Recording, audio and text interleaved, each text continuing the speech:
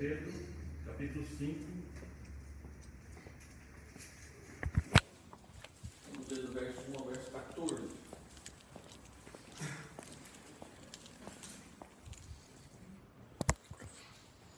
Rogo, pois, aos presbíteros que há entre vós, eu, presbítero, como eles, e testemunha dos sofrimentos de Cristo, e ainda co-participante da glória que há de ser revelada, pastoreai o rebanho de Deus que há entre vós, não por constrangimento, mas espontaneamente, como Deus quer, nem por sorte da ganância, mas de boa vontade, nem como dominadores dos que vos foram confiados antes, tornando-vos modelos do rebanho. Ora, logo que o Supremo Pastor se manifestar, recebereis a imarcessível coroa da glória. Rogo igualmente aos jovens, sede submissos aos que são mais velhos, outrossim no trato de uns para com os outros, no trato de uns com os outros, cingi-vos todos de humildade, porque Deus resiste aos soberbos, contudo, aos humildes concede a sua graça. Humilhai-vos, portanto, sob a poderosa mão de Deus, para que ele, em tempo oportuno, vos exalte, lançando sobre ele toda a vossa ansiedade, porque ele tem cuidado de vós. Sede sóbrios e vigilantes, o diabo, o vosso adversário, anda em derredor como um leão que ruge, procurando alguém para devorar. Resistir-lhe firmes na fé, certos de que sofrimentos iguais aos vossos estão se cumprindo na vossa irmandade espalhada pelo mundo. Ora, o Deus de toda graça, que em Cristo Jesus vos chamou à sua eterna glória, depois de ter sofrido por um pouco, ele mesmo vos há de aperfeiçoar, firmar, fortificar e fundamentar. A ele seja o domínio pelos séculos dos séculos. Amém. Por meio de Silvano,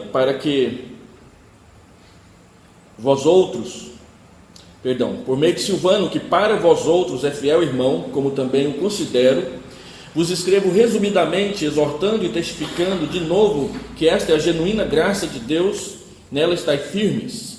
Aquela que se encontra em Babilônia, também eleita, vos saúda, como igualmente meu filho Marcos. Saudai-vos uns aos outros com ósculo de amor. Paz a todos vós que vos achais em Cristo. Oremos. Senhor Deus, Deus gracioso, Pai querido, queremos pedir ao Senhor que a Tua palavra nos alimente, nos pastoreie e nos aproxime do Senhor. Fala a nós, fala aos irmãos que estão nos acompanhando pela internet, fala ao Teu povo, nós te pedimos em nome de Jesus. Amém. Nós estamos indo para o encerramento da primeira parte dessa série expositiva sobre 1 e 2 Pedro. E Pedro, dentre os vários ensinos que ele traz, na minha opinião, a questão do sofrimento é a que recebe a sua maior atenção. Se os irmãos olharem bem para toda a epístola, Pedro vai tratar da questão do sofrimento pelo menos 6 vezes nos 5 capítulos da carta. Ele fala que os sofrimentos testam, fortalecem, purificam a fé, lá no capítulo 1, versículos 6 e 7. O sofrimento faz parte da vocação cristã, capítulo 2, verso 18 a 25. O sofrimento dá oportunidade para o bom testemunho cristão, capítulo 3, verso 8 até o verso 18. Do capítulo 4, verso 1 a 6, ele diz que o sofrimento exerce influência santificadora sobre nós. Capítulo 4, verso 12 a verso 19, o sofrimento nos dá o privilégio de participar dos sofrimentos de Cristo e assim também da sua glória. De modo que nesse parágrafo central do capítulo 3 e do capítulo 4, Pedro mostra que há uma íntima relação entre o sofrimento, o testemunho e a santificação da nossa fé. Pedro termina então no capítulo 5 falando que o sofrimento é o caminho da glória. Através do sofrimento nós conhecemos sim o nosso Salvador e nos aproximamos do propósito que ele tem, que é glorificar o seu próprio nome através da nossa vida. Nosso sofrimento, por final, ele glorifica o nome de Deus quando nós os enfrentamos, quando nós os atravessamos plenos de fé e não murmurando, reclamando e agindo de forma incrédula na sua presença. Os ensinos sobre o sofrimento estão inseridos nas orientações pastorais que Pedro traz à sua igreja, a igreja de Deus. Pedro falou sobre fraternidade de forma geral em 3 oportunidades nessa carta também.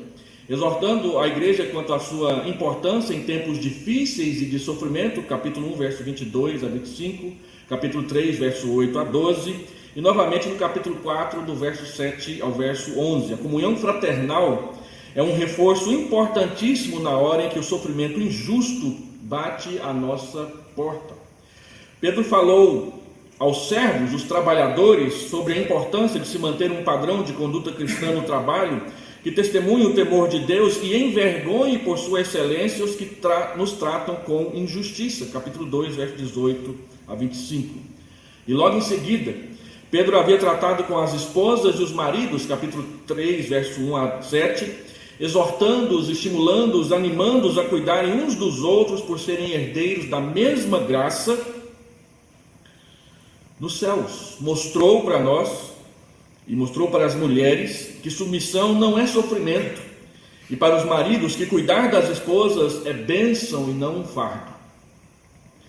Capítulo 5, verso 1 a 4, então ele traz uma palavra aos presbíteros, estimulando-os a pastorearem um rebanho espontaneamente, de boa vontade, de modo exemplar, demonstrando claramente para nós que a igreja precisa de presbíteros, de bons presbíteros, porque a igreja sofre. Se a igreja não tiver bons presbíteros, a sua liderança não ajudará a igreja a atravessar o sofrimento. E a razão disso é exatamente para ajudar os membros da igreja a enfrentarem os sofrimentos a que são submetidos, tendo respaldo e cuidado amoroso por parte da liderança de Cristo. Eu gostaria de me concentrar na última sessão, não vou falar sobre presbíteros, é um texto que é muito exposto aqui no seminário durante muitas oportunidades, então eu quero me concentrar mais na parte que vai do verso 8 em diante. Dessa última sessão, Pedro traz um recado aos jovens, e é interessante Pedro fazer isso, porque jovens têm o costume de se acharem invencíveis, tornando-se presas fáceis do desânimo quando o sofrimento lhes imprime as suas primeiras derrotas espirituais. Jovens acham que vão resolver tudo e que vão dar conta de tudo sozinhos. E quando eles tropeçam, o desânimo neles é muito forte.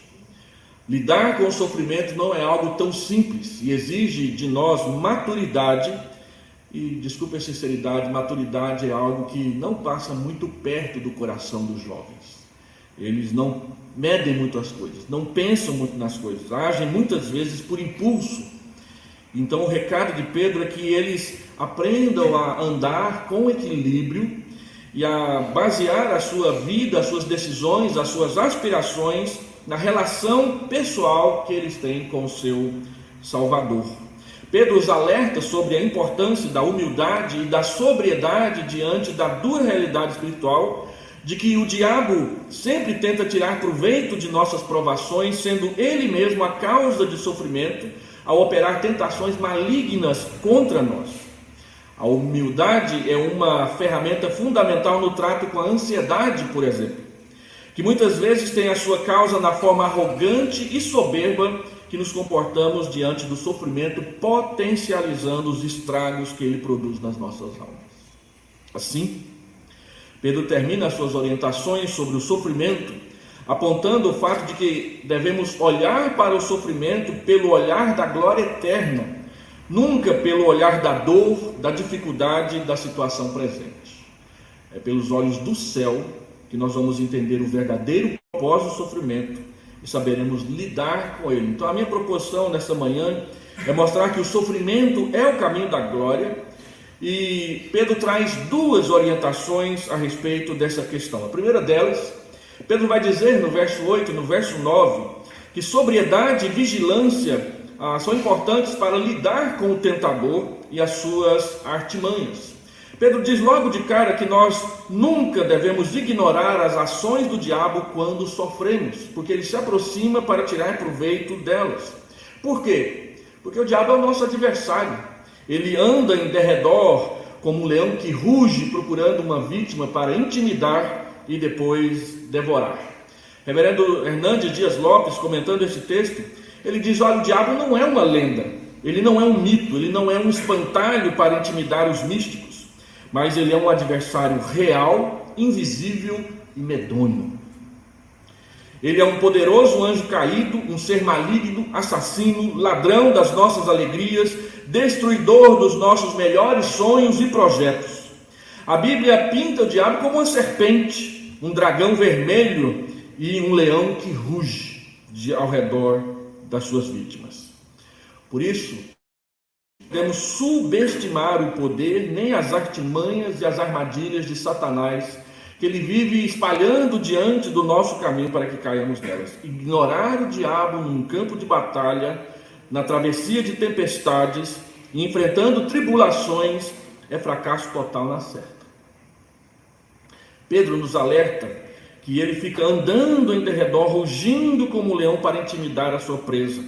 E há 3 verdades claramente expostas nessa questão, nessa ilustração de Satanás ser um leão que ruge. Primeiro, ele mostra que o diabo espreita. Ele anda em derredor, preparando armadilhas, aperfeiçoando os seus métodos para nos fazer tropeçar, pecar e nos afastar de Deus. Ele identifica, estuda as nossas fraquezas e as usa contra nós, contra a nossa consagração, para nos derrubar e inutilizar a nossa fé e nos tornarmos inúteis nas mãos do nosso Salvador. O diabo também, ele nos intimida. O rugido do leão é para espantar a presa e separá-la do rebanho, assustando-a. Algo que acontece muito conosco quando passamos por sofrimento, estamos assustados. Ao isolar-se do rebanho, o alvo escolhido se torna uma presa fácil, agora é só alcançá-la, pegá-la, matá-la e devorá-la. É muito difícil enfrentar um leão sozinho. Não é uma tarefa fácil. Na internet você encontra um filme que chama Sombra e Escuridão.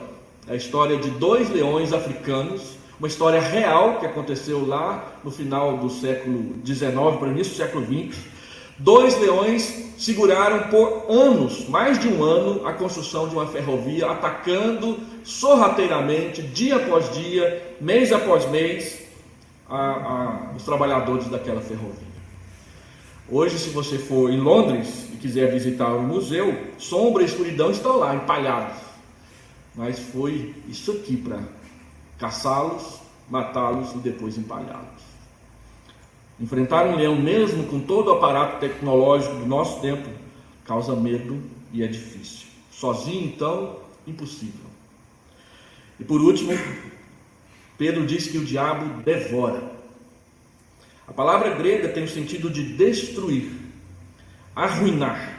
Há muitas pessoas arruinadas nas igrejas, com reputações destruídas por pecados cometidos no passado, feridas com cicatrizes abertas que nunca saram e que não fecham por causa do orgulho ferido, da culpa que não se arrepende e que não consola, e que não se curam por não aceitar o tratamento do arrependimento, do perdão gracioso de Deus e dos irmãos na fé.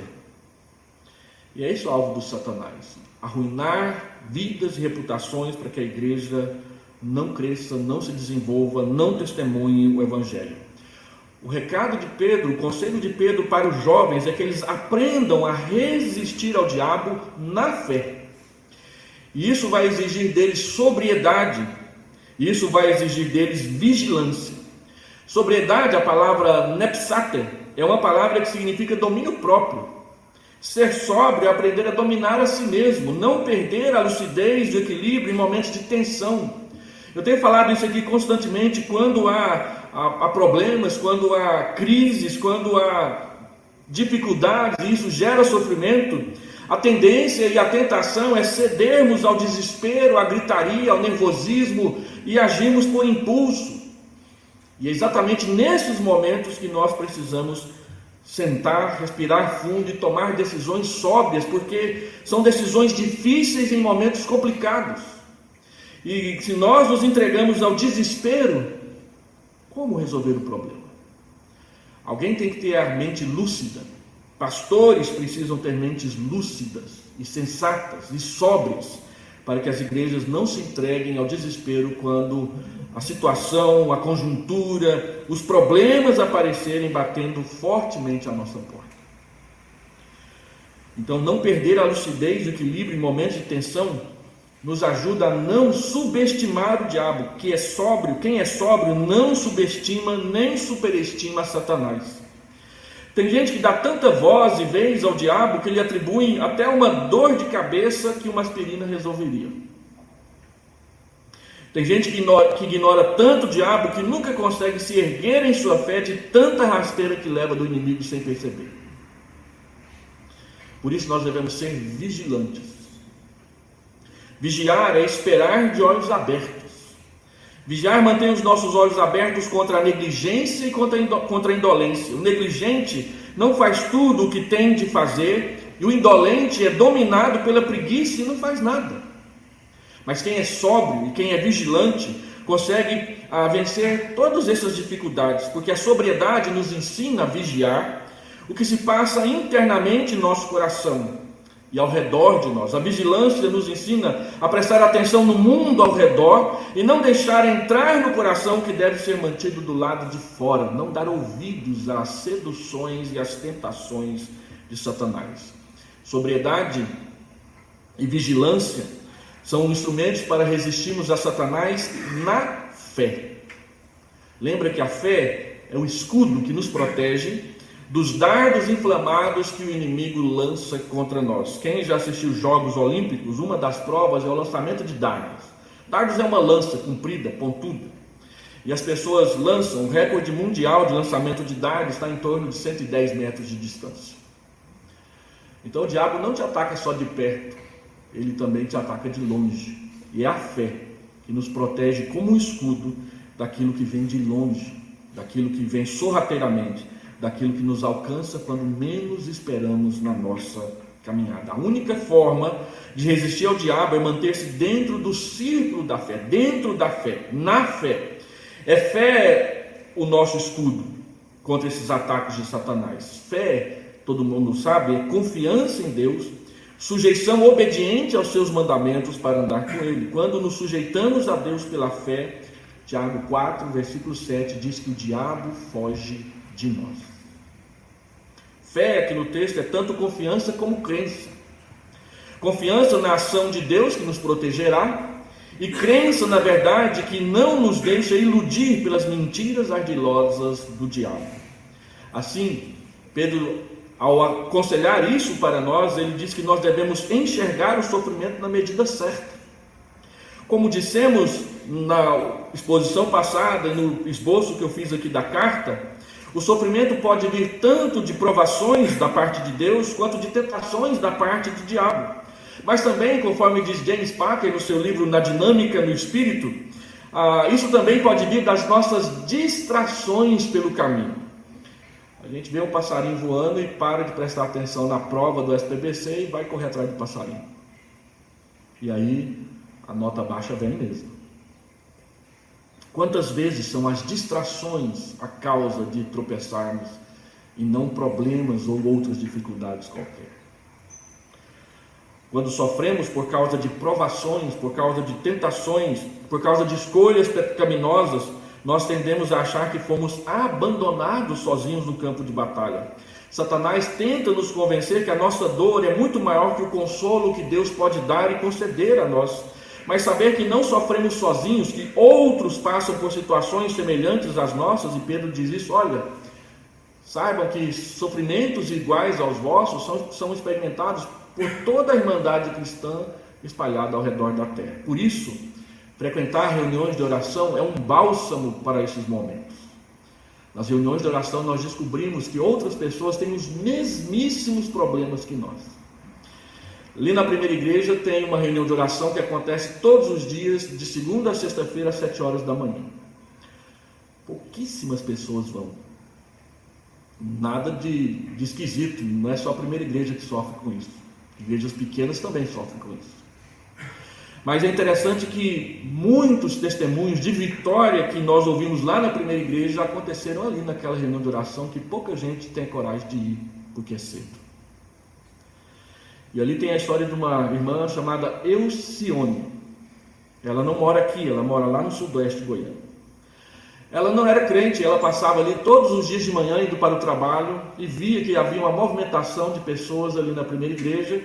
Depois ela descobriu que era uma reunião de oração, e um dia ela foi e entrou, não disse nada, só apresentou-se, participou em silêncio, ouviu as orações. Mas ela percebeu uma coisa interessante.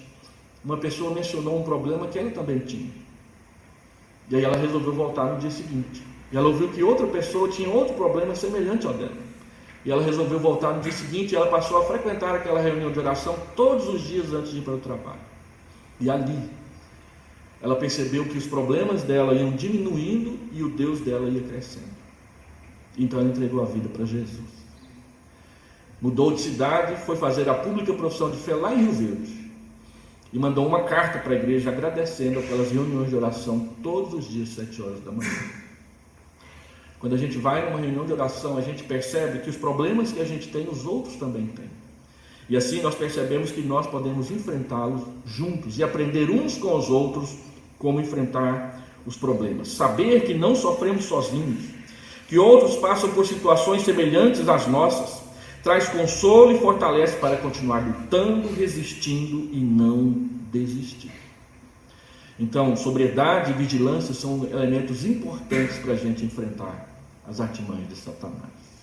Em segundo lugar, Pedro diz no verso 11, verso 12, que a confiança no Deus de toda graça nos capacita a atravessar o sofrimento para chegar à glória. E aí Pedro dá uma aula de teologia sistemática simples e pastoral para nós. Deixa eu usar aqui algumas perguntas dialógicas, aula de PPR para os irmãos. Primeiro, Pedro diz: quem é o Deus que nos capacita a enfrentar esses problemas? Ele diz: é o Deus de toda graça. Olha quantas vezes Pedro menciona a graça nessa carta. A graça seja multiplicada ao lado da paz, capítulo 1, verso 2. Profetizada pelos profetas do Antigo Testamento, 1:10. Devemos esperar inteiramente na graça, 1:13. Os maridos devem cuidar das esposas com discernimento, porque são herdeiros da mesma graça de vida, 3:7. Devemos servir uns aos outros, porque somos dispenseiros da graça, nós somos administradores da graça, capítulo 4, verso 10. E o Deus de toda graça, o Deus que é o Deus de toda graça e que nela nos chamou à sua glória, 5:10. Devemos estar firmes na genuína graça de Deus, 5:12. Quando somos açoitados pelo sofrimento, é muito consolador saber que estamos nas mãos de um Deus que é o Deus gracioso, o Deus que nos dá favores que nós não merecemos. Mas Ele não é simplesmente o Deus gracioso, Ele é o Deus de todas as formas de graça, de toda a graça, de tudo que você possa chamar de favor. É Deus o Pai, é Deus o dono, é Deus o dispensador e o dispenseiro de tudo isso. Ele pode nos proteger nas batalhas, Ele pode nos levantar nas nossas quedas, Ele pode nos dar a vitória no campo de batalha. Quando quando nós falhamos, Ele nos perdoa. Quando tropeçamos, Ele nos levanta. Quando sofremos, Ele nos fortalece. Quem é o Deus que capacita? É o Deus de toda graça. O que Deus já fez por nós? A segunda pergunta. Ele diz que em Cristo Ele nos chamou, o verbo no passado, à sua eterna glória. Ele falou com a gente. E aí eu me lembro de Samuel. Samuel era um menino pequeno, talvez 8, 9, 10, 11, 12 anos, não sabemos direito. E ele não conhecia Deus ainda pessoalmente, embora o servisse desde pequenininho. Mas chegou um dia em que Deus veio falar com ele. E Deus o chamou a primeira vez, ele não entendeu, chamou a segunda, chamou a terceira, chamou a quarta vez. Os irmãos conhecem a história. Mas é maravilhoso perceber os detalhes do texto bíblico quando diz que na quarta vez Deus veio e ficou ali. O texto diz simplesmente isso: Deus veio e ficou ali. Como assim ficou ali? Observando o menino, olhando o menino, talvez saboreando a expectativa de que, olha só, ele vai me conhecer agora. Então Deus o chamou, falou o seu nome de novo e ele disse: eis-me aqui, Senhor. A partir daquele dia, Samuel conheceu a Deus. E Deus passou a ser a referência de toda a sua vida e de todas as suas decisões. Ele nos chamou E quando Deus chama, Ele chama graciosamente. Quando a igreja de Antioquia estava crescendo, vivendo o seu melhor momento, muitos membros, 5 pastores. É um negócio interessante. A igreja de Vila Nova está vivendo um momento agora de crescimento com 5 pastores. E aí de repente Deus vem e fala assim: separa os 2 melhores aí. Separa Barnabé e Paulo. Eu tenho uma obra para eles. E aí é interessante que o Espírito Santo diz: separai-me. Separem para mim. Quando alguém ouve o chamado de Deus, pode ter certeza que o maior beneficiário do chamado vai ser ele mesmo. Porque se o Espírito chama para si, é para estar perto dele. E vocês se lembram da narrativa de Marcos, capítulo 1, verso 14, quando diz que o Senhor Jesus chamou os apóstolos, os chamou para estarem com ele. E eles ficaram com Jesus 3 anos, andaram com ele, beberam com ele, a ponto de João, capítulo 1 da sua primeira epístola, dizer: eu contemplei, eu apalpei, eu andei com ele, eu comi com ele, eu estive com ele.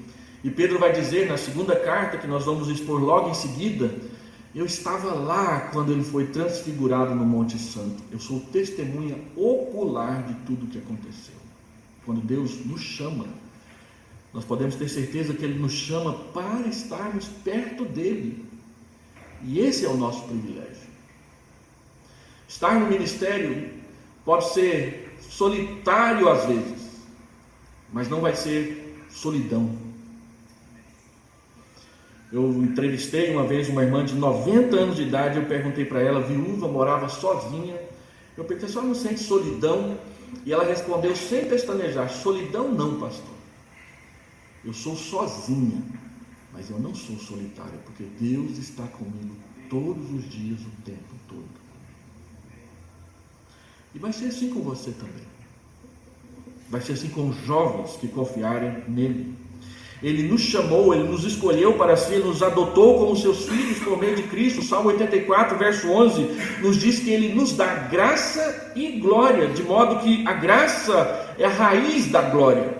O sofrimento pode estar no meio do caminho, mas jamais nos impedirá de chegar ao destino da nossa caminhada por nossas mãos, pois as nossas mãos estão poderosamente seguras nas mãos de Deus.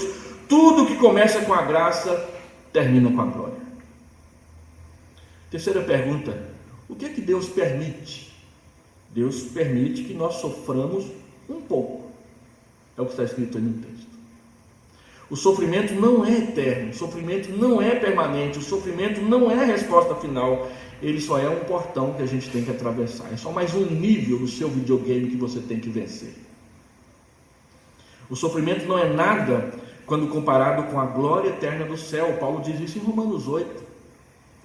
Pedro e Paulo enfatizam que o nosso sofrimento é sempre limitado pela graça de Deus. Ele é por um pouco. Paulo vai dizer em Romanos 8 que ele é momentâneo. O sofrimento produz, diz Paulo, eterno peso de glória acima de toda comparação. 2 Coríntios capítulo 4, verso 17. Deus permite o sofrimento por um pouco, não por um longo período. Então, que para alguns parece ser longo, mas comparado com a eternidade, é quase nada. Para nos fortalecer, Ele usa o sofrimento não para nos destruir, para realçar a sua glória, jamais para sonegá-la a nós. E a quarta pergunta que nós podemos levantar: o que Deus faz com o nosso sofrimento? Ele diz que Ele aperfeiçoa, Ele firma, Ele fortifica, Ele fundamenta a nossa fé. É como se fosse aquele socador que a gente usa para ficar socando uma estaca que a gente enterrou no buraco e coloca terra e que aquela fica firme. Então começa a socar ao redor para que a estaca fique firme. O sofrimento tem esse papel na nossa vida. Quando nós enfrentamos o sofrimento de forma adequada, nós crescemos na fé. Então Pedro usa essas 4 expressões para não nos deixar esquecer de como Deus usa o sofrimento a nosso favor. Ele usa o sofrimento para nos aperfeiçoar, que quer dizer consertar, fazer funcionar melhor a nossa fé. Lembra que Jesus Cristo, Hebreus capítulo 12, Jesus Cristo foi aperfeiçoado pelo sofrimento quando enfrentou e suportou a cruz por nós, na sua humanidade. Pedro diz que Deus nos firma. Firmar é tornar mais robusto, mais forte, como uma pedra de granito. Pedro diz que ele fortifica. Fortificar é encher de força, como o exercício físico faz com a gente. E por fim, ele diz que o sofrimento fundamenta. É firmar os alicerces para que a casa não venha a ruir diante dos ventos fortes e das tempestades. O sofrimento nos prepara melhor para a próxima luta. Então, Pedro faz mais uma quinta pergunta. Qual a finalidade do passar pelo sofrimento? E Pedro diz, a finalidade do passar pelo sofrimento é a glória de Deus. Porque Deus merece todo o domínio pelos séculos dos séculos, Pedro diz. E nós dizemos, amém. No final das contas, Deus governa soberanamente tudo e sobre tudo, sendo digno de receber a glória e a honra por tudo. Então Pedro conclui o que ele tem a nos dizer aí no versículo 12. Ele diz o seguinte: por meio de Silvano, que para vós outros é fiel irmão, como também o considero, vos escrevo resumidamente, exortando, estimulando e testificando de novo, que esta é a genuína graça de Deus. Nela estai firmes. O objetivo da carta de Pedro é exortar e testificar a graça de Deus para que nela fiquemos firmes. O sofrimento nos leva a aprofundar a nossa experiência da graça divina, porque entendemos experimentar melhor os seus frutos. E aí eu queria fazer algumas aplicações para nós. Primeiro, para vencer o sofrimento advindo das tentações, nós devemos ser sóbrios e vigilantes.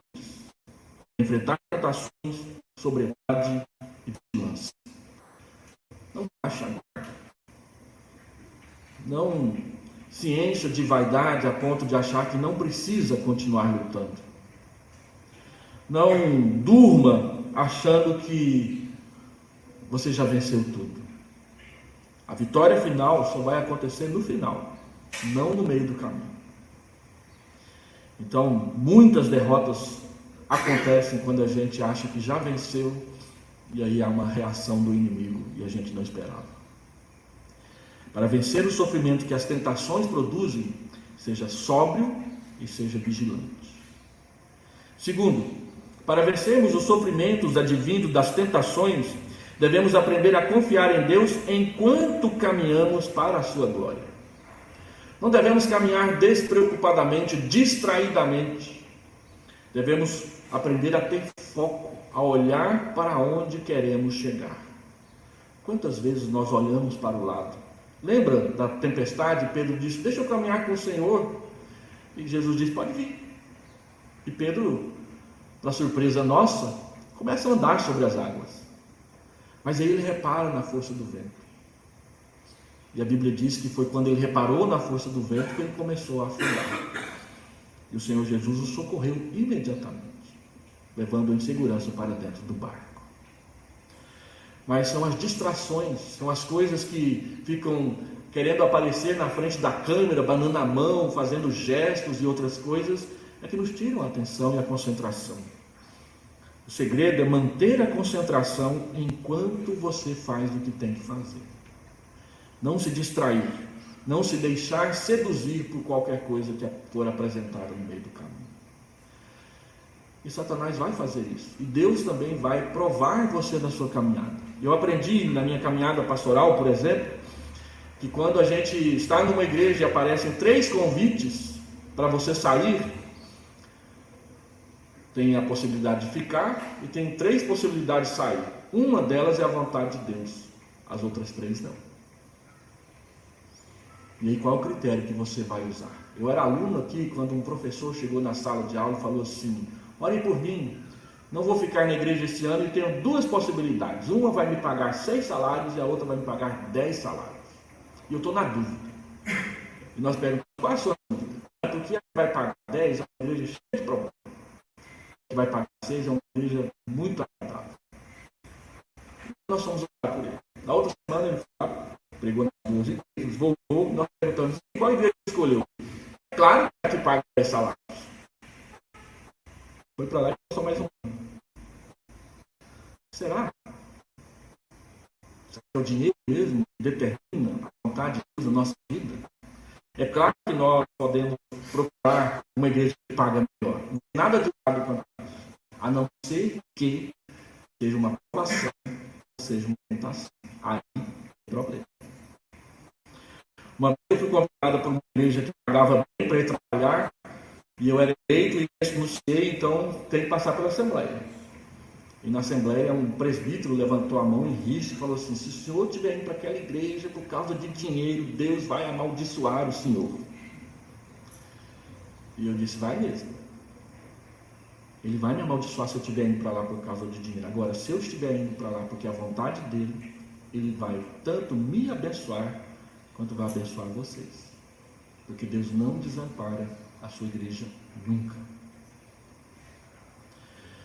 Então você precisa estar muito consciente das decisões que você toma e tomar muito cuidado com as distrações e se concentrar na caminhada por onde você está andando. Eu sempre quis ser professor aqui, desde o começo.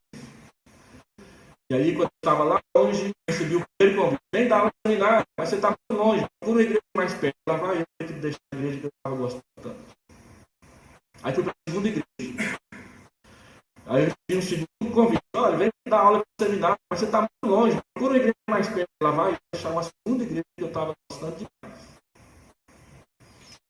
Aí eu fui para a terceira igreja, aí eu achava que eles iam deixar dar aula no seminário. Na primeira reunião do conselho, depois de ter falado tudo que eu queria, o conselho não vai dar aula no seminário, não. Aí começou a crise. Aí lá vai deixar a terceira igreja que eu estava trabalhando. Então eu vim para Goiânia e tem 22 anos que eu dou aula aqui. Do ponto de vista de João Calvino, eu sou um pastor problemático, porque em 30 anos de ministério eu pastoreei 10 igrejas. Mas em 30 anos de ministério, 22 eu estou aqui no seminário. E não sei o que Deus faz comigo, cada vez que uma igreja me convida é mais perto daqui. Agora estou na Vila Nova, só falta a Nova Aliança me convidar. Será, né? Então, qual que é o foco? Pelo que você quer ser medido? O sofrimento que você vai enfrentar na caminhada vai acontecer. Mas se você está focado, Deus vai te conduzir. Terceiro lugar, para vencermos os sofrimentos advindos das tentações, precisamos compreender qual que é a amplitude da graça. Os mais velhos e experientes devem ser modelos para os mais jovens, é o que diz a Escritura. Os mais jovens devem ser humildes para aprender com os mais velhos, é o ensino da Escritura. E a fraternidade da igreja deve acolher os que sofrem, a fim de consolar e estimular a perseverança na vida e na fé. Então, aqui nós temos irmãos maduros que estão enfrentando a vocação. Nós temos jovens. Quando eu fui no seminário, eu tinha 19 anos. Por incrível que pareça, era o aluno mais baixo da minha turma. Tinha gente grande. A gente pegou aquela série do Justo Gonzalez e nós precisamos das turmas do seminário pelos nomes dos livros do Justo Gonzalez. O primeiro ano era a Era dos Mártires. Tem tudo para sofrer. O segundo ano era a Era dos Gigantes. O povo aprendendo até fé mesmo espiritual aí. E a minha turma era o segundo ano, então todo mundo era alto, era mais baixo, era a turma dos gigantes. O terceiro ano era a turma dos altos ideais. E o quarto ano era a turma dos dogmas e das dúvidas. Não sei para onde eu vou, não sei o que me quer, será que eu sei teologia sistemática mesmo? A história da igreja vai me ser útil para mim? Então, aprenda que a comunidade, o corpo, o povo e você podem se enfrentar o sofrimento e ajudar uns aos outros a enfrentá-lo, se o fizerem, enxergando lá no final o brilho da glória do Senhor. Porque a glória do Senhor, ela abençoa. E como eu disse, tudo que começa com a graça, termina na glória de Deus. Vivamos as nossas vidas para glorificar o nosso Senhor. Consagremos o nosso chamado àquele que falou lá no fundo dos nossos ouvidos e que continua fazendo arder o nosso coração pela sua palavra. Vamos orar. Pai, nós queremos